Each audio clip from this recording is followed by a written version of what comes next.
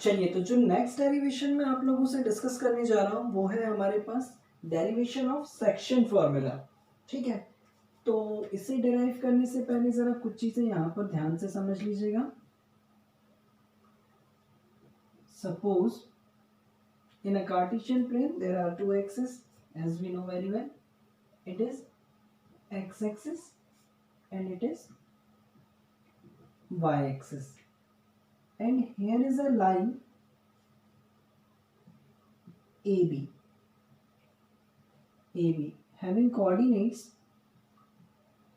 x1 y1 and it is x2 y2. ठीक है, A's coordinate is x1 y1 and B's coordinate is x2 y2. Suppose there is a point P which divides the line AB internally in the ratio, suppose m1 ratio m2. Clear? मैंने क्या कहा कि यदि अगर P एक कोई point है जो इस AB को इंटरनली दो रेशियो में डिवाइड कर रहा था, m1 रेशियो m2 में, और यहाँ से हम ये भी सपोज कर लेते हैं कि जो P के जो कोऑर्डिनेट हैं ये क्या है हमारे पास x, y। क्लियर? इतनी चीज है। तब उस कंडीशन में हमें ये निकालना है कि अब ये जो x और y की जो कोऑर्डिनेट्स हैं ये कैसे सेक्शन फॉर्मूले के थ्रू डिराइव किए जाते हैं। तो उसके लिए मैं फटाफट यहाँ पर कुछ कंस्ट्रक्शन कर ले रहा हूँ।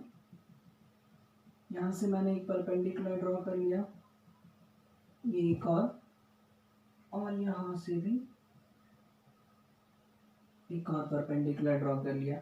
ये ओरिजिन, इनको मैंने नाम दे दिया एल एम, और इस पॉइंट को मैं नाम दे दे रहा हूँ सपोज एन, और साथ ही साथ मैंने इनको भी ज्वाइन कर लिया। ठीक है, और इन पॉइंट को भी नाम दीजिए L M N O P Q, इसे नाम दे दीजिए क्यू और इसे नाम दे दीजिएगा आर। क्लियर? चलिए आगे बढ़ते हैं। अब हम यहाँ पर जरा बहुत ध्यान से समझने वाली चीजें जो हैं एक एक करके ध्यान से यहाँ पर समझिएगा।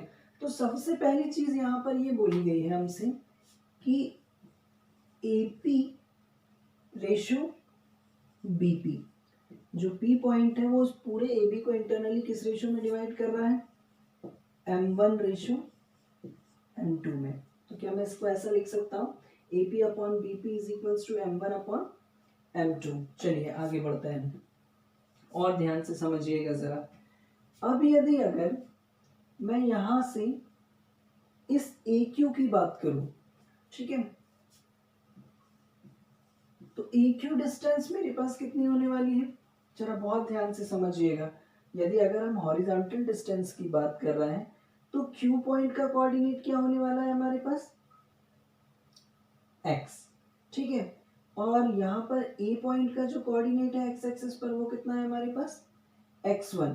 ठीक है, तो अल्टीमेटली यदि अगर मुझे AQ की डिस्टेंस चाहिए है तो मुझे OM में से क्या माइनस करना पड़ेगा, OL, यानी कि x में से क्या माइनस करना पड़ेगा मुझे, x1, यानी कि AQ बराबर कितना होने वाला है मेरे पास, x माइनस x1। सिमिलरली यदि अगर मैं इसी तरीके से PR की वैल्यू निकालूं यहाँ से, तो PR मुझे कितना मिलने वाला है, बहुत ध्यान से समझिएगा जरा। PR की डिस्टेंस निकालने के लिए मुझे क्या करना पड़ेगा, यहां से लेकर इस OR की डिस्टेंस में से क्या माइनस करना पड़ेगा मुझे, OM, और O से लेकर N तक की जो डिस्टेंस है हमारे पास x एक्सिस पर वो कितनी है, x2। इसमें से क्या माइनस करना है हमें, OM को माइनस करना है, यानी कि अल्टीमेटली हमें क्या करना है यहाँ पर, x2 में से O से लेकर M तक की डिस्टेंस कितनी है हमारे पास, x। ठीक है, तो ये आ गया मेरे पास PR। इसी तरीके से यदि अगर मैं यहाँ से PQ कैलकुलेट करूं तो PQ मुझे क्या मिलेगा, जरा बहुत ध्यान से समझना। PQ कैलकुलेट करने के लिए मुझे PM में से QM को माइनस करना पड़ेगा, और PM जो डिस्टेंस है वो है मेरे पास y, और QM जो डिस्टेंस है वो कितनी है मेरे पास, y1, यानी कि ये मुझे कितना मिलने वाला है, y माइनस y1। इसी तरीके से मैं एक बार BR कैलकुलेट कर लेता हूँ। तो अब मुझे BR कितना मिलने वाला है, बी आर कैलकुलेट करने के लिए मुझे बी एन में से आर एन को माइनस करना पड़ेगा, यानी कि y2 में से मुझे क्या माइनस करना है, y माइनस करना है, y2 माइनस y। ठीक है, अगर इतनी चीजें क्लियर समझ में आ गई होंगी तो आगे कोई प्रॉब्लम नहीं होने वाली है। ठीक है, अब जरा आगे का काम बहुत ध्यान से समझिएगा। Since triangle AQP is similar, AQP जो है वो सिमिलर है किसके, PRB के या फिर PBR के, ट्राइंगल PBR के। क्यों सिमिलर है, आप लोगों ने अगर सिमिलैरिटी की प्रॉपर्टीज पढ़ी होंगी तो जब कभी भी किसी भी ट्राइंगल में दो एंगल्स अगर सेम होते हैं तो वो दोनों ट्राइंगल्स क्या हो जाते हैं हमारे पास, similar by the angle criteria. तो मुझे यहाँ पर इसको एक्सप्लेन करने की जरूरत नहीं है, ये दोनों ही ट्राइंगल क्या है हमारे पास, similar. And we know that very well, whenever two triangles are similar then their corresponding sides are proportional by the property CPST, corresponding part of similar triangle. And when these two triangles are similar, we can write AP upon BP is equals to AQ upon PR is equals to PQ upon BR। ठीक है, ये मैंने corresponding part of similar triangle से लिखा हुआ है कि जब कभी भी ये दोनों ट्राइंगल सिमिलर हो जाएंगे तो इनकी करस्पॉन्डिंग साइड्स कैसी होंगी, प्रोपोर्शनल होंगी। चलिए मैं एक एक करके यहाँ पर इनकी वैल्यूज रखता हूँ। तो AP अपॉन BP क्या था मेरे पास, M1 upon M2। AQ upon PR ये कितना था, X minus X1 upon X2 minus X। Clear.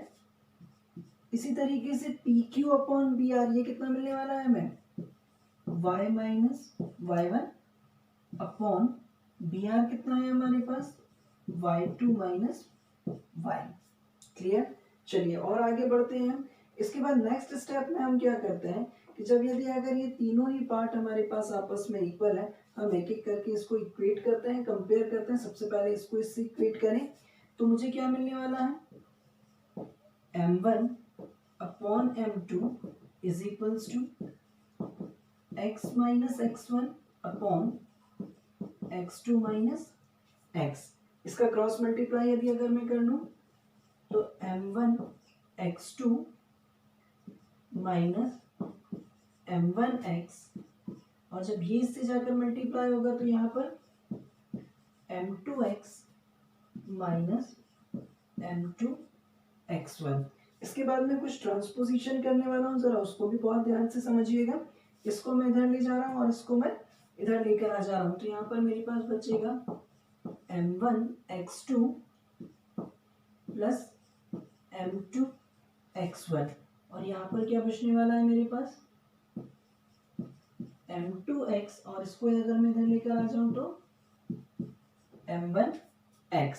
Now in next step M1 X2 plus M2 X1, और यहाँ से यदि अगर मैंने X कॉमन ले लिया तो यहाँ पर कितना बचेगा, M2 plus M1। So clearly we get X is equals to M1 X2 plus M2 X1 over, here we transpose M2 plus M1 on this side, M2 plus M1 is equals to X। In the same way, बिल्कुल similar तरीके से यदि अगर मैं इसको इससे compare कर लूं तब मुझे वहां पर y की क्या वैल्यू मिलने वाली है, y is equals to M2 y1 plus M1 y2 upon M1 plus M2। That's it।